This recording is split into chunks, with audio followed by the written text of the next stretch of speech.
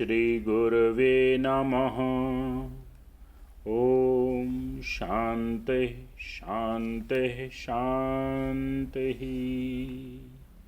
प्रणाम भगवान।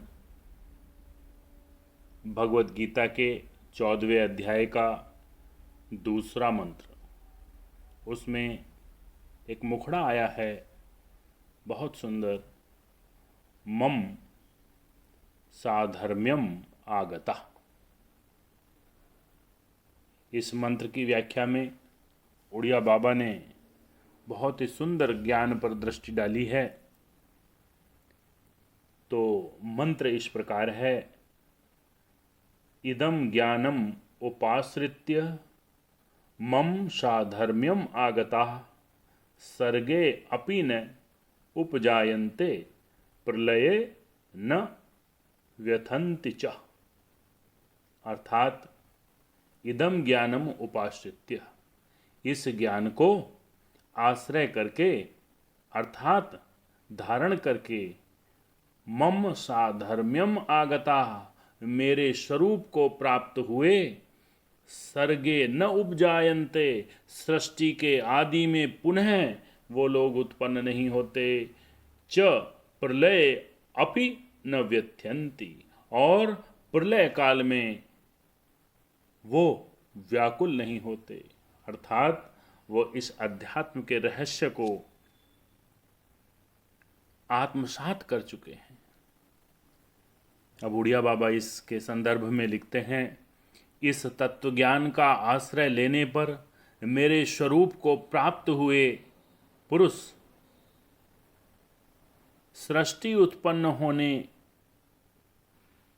होने पर भी उत्पन्न नहीं होते और प्रलय अवस्था में दुखित नहीं होते। मम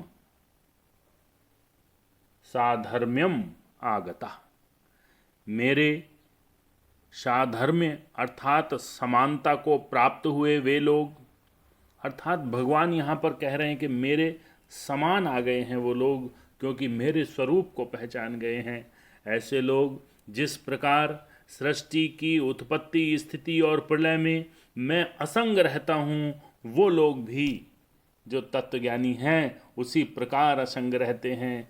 उन पर इनका कोई प्रभाव नहीं पड़ता, वे सृष्टि होने पर उत्पन्न नहीं होते, और जब प्रलय काल में 100 वर्षों तक का तूफान चलता है, 100 वर्षों तक 100 गुने तेज से सूर्य तपता है, 100 वर्षों तक निरंतर वर्षा होती है, तब भी इन्हें कोई कष्ट नहीं होता उनकी सब कष्टों को, क्योंकि वो सब उन कष्टों को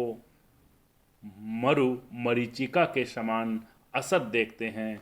अर्थात इस संसार में, इस लोक में उनकी सत्यत्व बुद्धि है ही नहीं। क्यों नहीं है? क्योंकि ये है नहीं, ये तो माया है। आगे लिखते हैं उड़िया बाबा, यहाँ जो मम साधर्म्यम आगता ऐसा कहा है, इससे पूर्णत्व की प्राप्ति सूचित होती है, और यह श्लोक ज्ञानपरक है।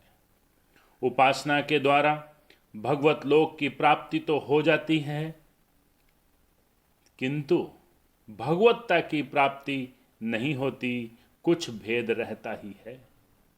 अर्थात जो हमारी उपासना है, उपासना में हम भगवत लोक तो प्राप्त कर सकते हैं, लेकिन असली भगवत्ता उससे नहीं जानी जा सकती। उसके लिए उपासना से ज्ञान में ही आना पड़ता है, और ये श्लोक भगवान ने ज्ञान के लिए बोला है, ऐसा उड़िया बाबा का कहना है। आगे लिखते हैं उड़िया बाबा, परंतु ज्ञान के द्वारा ऐसा नहीं होता।